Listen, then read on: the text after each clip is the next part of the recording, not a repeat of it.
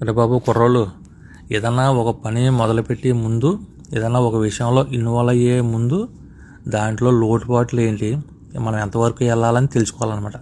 ఏమి తెలుసుకోకుండా గుడ్డెత్తి చెరువులో పడ్డట్టు వెళ్ళామనుకోండి, ఇదిగో ఇలా ఉంటుంది అన్నమాట కథ. తర్వాత నువ్వు ఏదన్నా ఒక ప్రాబ్లం వచ్చి నేను పిలిచేయడానికో ముందు కనుక్కోవాలి అసలు ఏంటి, ఎంతవరకు అది నిజమా అవుతుందా కనుక్కోవాలి. ఏమి తెలియకుండా ఎవడో పిలిచాడని చెప్పేసి ఇదిగో గుడ్డికేది కాలంలో దిగినట్టు వెళ్ళిపోయావనుకో, చివరికి ఏదో పక్కన తేలిపోతావు అనమాట.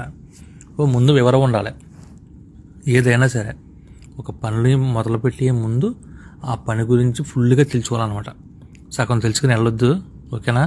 ఇప్పుడు మీరు పెద్ద మనిషి అని చెప్పి ఎవరైనా పిలిచేయడానికి ఏ పని చేసి తీసుకుని ముందు కనుక్కోవాలి. తప్పు ఏంటో ఒప్పు ఏంటో నువ్వు ముందు తెలుసుకుని వెళ్ళాలి తప్ప అక్కడికి వెళ్ళి ఏదో తప్పులు తీర్పిచ్చావనుకో నువ్వు తప్పులు పోయి వెనక్కొస్తావు అనమాట. అంత కథం అవుతుంది.